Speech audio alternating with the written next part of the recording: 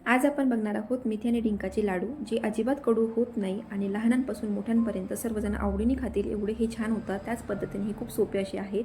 त्यानंतर आपण यामध्ये मेथी जी घालणार आहोत ती कडू न होण्यासाठी त्यावरती कोणता उपाय करायचा आहे हे सर्वसुद्धा मी ह्या व्हिडिओमध्ये सांगणार आहे. तर त्यासाठी हा व्हिडिओ शेवटपर्यंत पूर्ण बघा. तर नमस्कार, माके फ्लेवर्समध्ये तुम्हा सर्वांचे मनापासून स्वागत आणि आपण आपल्या रेसिपीला आता सुरुवात करणार आहोत. तर हे हिवाळ्यातले लाडू करण्यासाठी इथे मी ओलेवाचं पीठ इथे तयार करून घेतलेलं आहे. त्या ओलेवाच्या पिठाला तुम्ही सुजीचे पीठ असंही म्हणू शकता. त्यानंतर इथे मी अर्धा किलो खारीक आणि अर्धा किलो खोबरं हे चक्कीवरून एकत्र काढून घेतलेलं आहे. तर अशा प्रकारचा चुरा इथे मी तयार करून घेतलेला आहे.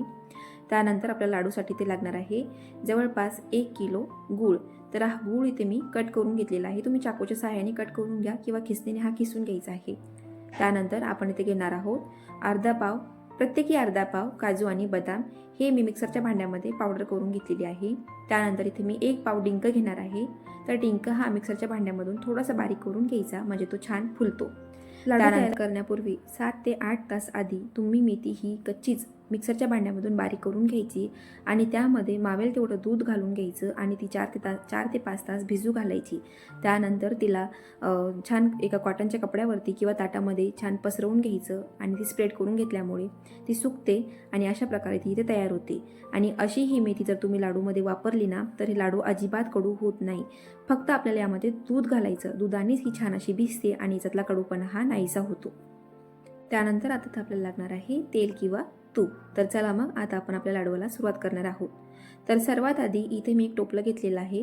ह्या टोपल्यामध्ये आपल्याला खारीक खोबऱ्याचा जो चूरा आहे तो यामध्ये घालून घ्यायचा आहे आणि त्यामध्येच आता आपल्याला काजू आणि बदामची जी पूड आहे ना ती सुद्धा यामध्येच घालून घ्यायची. आता हे सर्व मिश्रण ना छान एकत्रित करून घ्यायचं.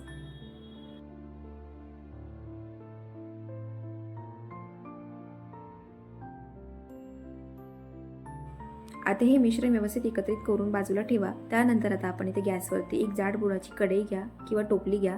त्यामध्ये आपण आता हे ओल्यावाचं म्हणजेच सुजीचं गव्हाचं पीठ जे आहे ना ते इथे आता भाजून घेणार आहोत. तर हे पीठ इथे मी जवळपास 1 किलो असं घेतलेलं आहे. हे लाडू बनवत असताना तुमच्या आवडीनुसार तुम्ही पीठ कमी जास्त करू शकता. आता हे पीठ भाजत असताना हे पीठ असंच भाजून घ्यायचं. तूप न घातल्यामुळे पीठ व्यवस्थित असं भाजतं. पीठ भाजत असताना मध्यम आचेवरती तुम्ही 7 ते 8 मिनिट पीठ भाजल्यानंतर ह्या पिठाचा कलरही बदलतो आणि घरामध्ये सगळीकडे ह्या पिठाचा सुवासही दरवळतो. तर अशा पद्धतीने इथे मी हे पीठ इथे भाजून घेतलेलं आहे. आता हे पीठ आहे ना हे आपल्याला आपण जे खारीक खोबऱ्याचं आणि काजू बदामचं जी मिक्सर करून घेतलेलं होतं ना त्यामध्येच हे घालून घ्यायचं.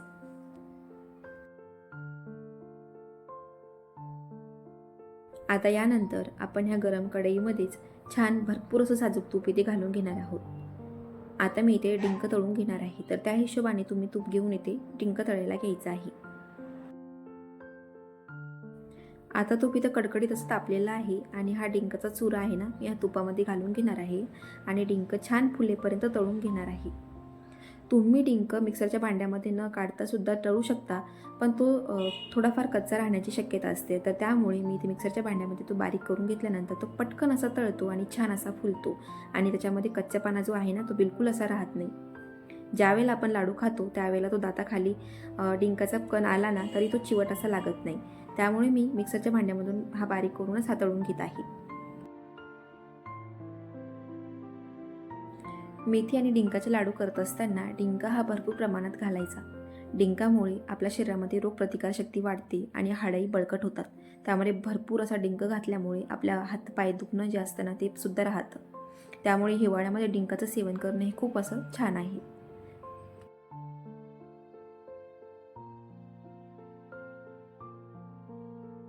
तर अशाच प्रकारे मी संपूर्ण डिंक इथं तळून घेतलेला आहे आणि आता आपण आपली पुढची स्टेप बघणार आहोत.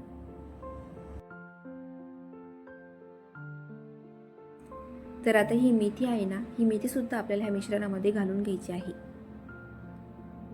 अशीच घालायची, त्याला तळू नका, भाजू नका, काही न करता ही जशी आहे ना तशीच ही मेथी यामध्ये घाला, म्हणजे ती बिलकुलच कडू होत नाही.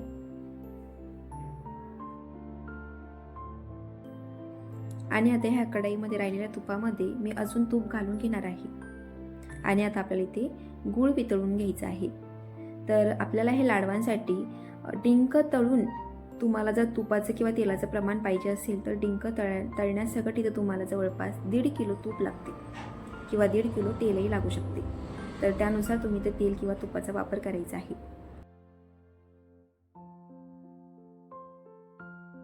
तुपामध्ये गूळ घातल्यानंतर हा गूळ सतत असा ढवळत राहायचा. जोपर्यंत त्याचा पाक तयार होत नाही तोपर्यंत सतत ढवळल्यामुळे हा गूळ खाली कुठेही डागत नाही आणि याचा वासही याला लागत नाही.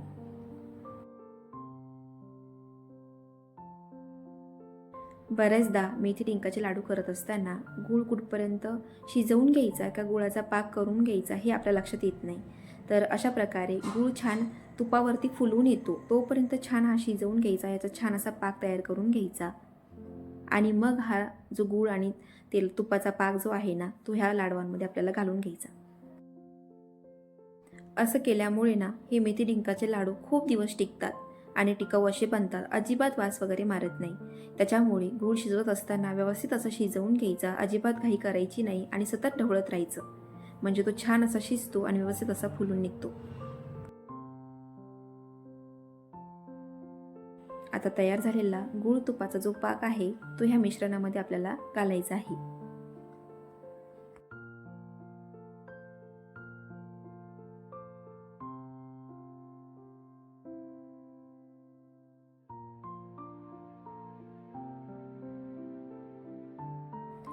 गूळ तुपाचा पाक यामध्ये घातल्यानंतर हे खूप जास्त गरम असतं, पण हे गरम गरमच छान एकत्रित करून घ्यायचं. कारण गूळ थंड झाला ना की आळून येतो आणि याचे लाडू मग वळायला तुम्हाला त्रासदायक होतात. त्यामुळे ज्यावेळेला हे सारण गरम असतं त्यावेळेलाच हे सर्व एकत्रित करून घ्यायचं.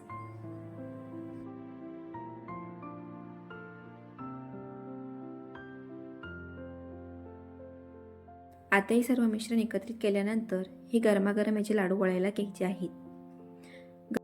साहित्याचं व्यवस्थित असं प्रमाण घेतल्यामुळे तुमचे लाडू एकदम व्यवस्थित असे येतात.